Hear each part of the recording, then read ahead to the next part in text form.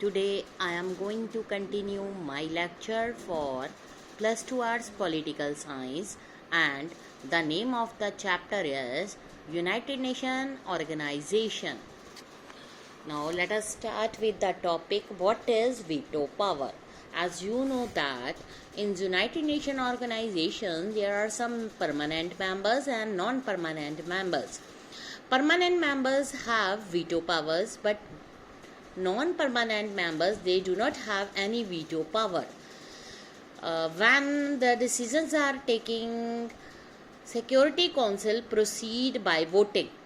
Voting system चलता है, all members जो हैं उनकी वन वोट को काउंट किया जाता है. बट जो परमानेंट मेंबर्स हैं they can vote in a negative manner also.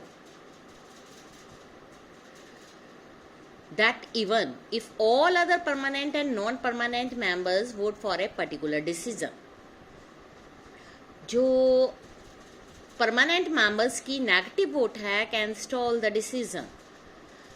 This negative vote is also called the veto power. But sometime there has been a move to abolish or modify the veto system. There is a realization that जो permanent members हैं are unlikely to agree to such a reform.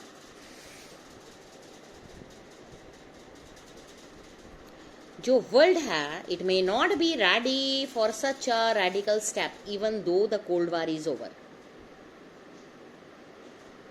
कहते हैं कि जब veto नहीं था, there is a great danger as in 1945. जो great powers थी उनका इंटरेस्ट जो हो गया था वर्ल्ड बॉडी में वो लूज हो गया था, और अब वो ये थिंक करते थे कि what they pleased outside it, और उनकी सपोर्ट के बगैर जो इन्वॉल्वमेंट थी पूरे वर्ल्ड बॉडी में would be ineffective. Justification of united nation. अब नेक्स्ट हमारे आप पर ये क्वेश्चन अराइज होता है कि जो membership is a serious one, लेकिन कई बार पूरे वर्ल्ड के सामने बहुत सारे सब्सटेंशियल इश्यूज भी होते हैं. यूनाइटेड नेशन ने 60 इयर्स कंप्लीशन कर लिए थे अपनी एग्जिस्टेंस के.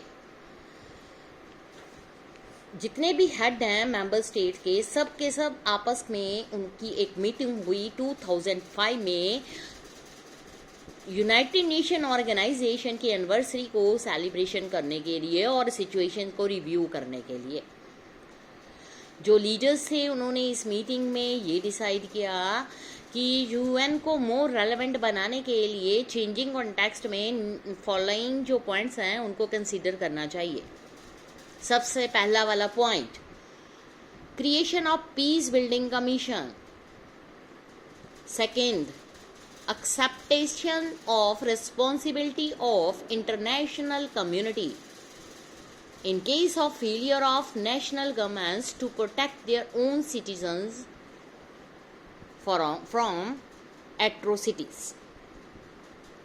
उसके बाद establishment of human right council, that means operational since 19 June 2006.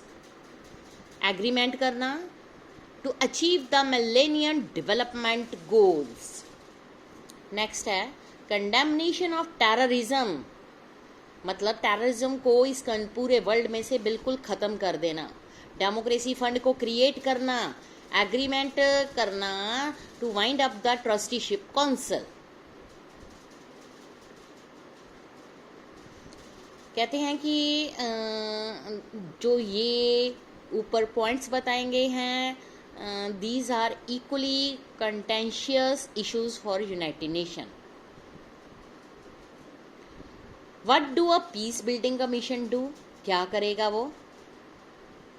There are any number of conflicts all over the world. Which one should it intervene? Is it possible or even desirable for it to intervene? ये जो question हैं बहुत सारों के mind में arise हुए. Every conflict similarly, क्या ये कन्फ्लिक्ट्स दूर हो सकते हैं? What is the responsibility of international community in dealing with the atrocities? Human rights क्या हैं, and who should determine the level of human rights violation, and what are the course of action to be taken when they are violated. कहते हैं कि अभी भी कुछ countries ऐसी हैं जो डेवलपिंग वर्ल्ड का एक पार्ट है। तो ये यूएन के लिए कैसे पॉसिबल होगा कि वो सेट ऑफ गोल्स को अचीव करे जो उन्होंने लिस्टेड किया है मिलेनियम डेवलपमेंट गोल। सो पीस कीपिंग ऑपरेशंस चलाए गए हैं, उसमें एक वर्ड आएगा WTO, वर्ल्ड ट्रेड ऑर्गेनाइजेशन। ये एक ऐसा इंटरनेशनल ऑर्गेनाइजेशन है which has the rules of global trade. This organization जो है सेटअप इन 1995 और ये सक्सेसर था general agreement on trade and tariffs GATT, जो कि after the second world war के बाद क्रिएट किया गया। इसके 164 मेंबर्स हैं। ये डाटा हमें 29 जुलाई 2006 पे मिला है।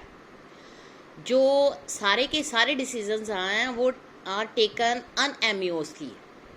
जो मेजर इकोनॉमिक पावर है जैसे कि US, यूरोपियन यूनियन, जापान, उन्होंने मैनेज किया कि to use the world trade organization to frame the rules of trade to advance their own interest. जो डेवलपिंग कंट्रीज हैं often complain of non transport procedures and being pushed around by big powers. Now let us start with the new topic, India and UN reforms. India ने support किया United Nation की restructuring.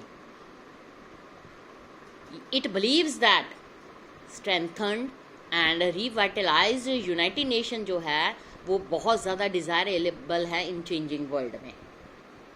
India ने support किया enhance role किसके लिए?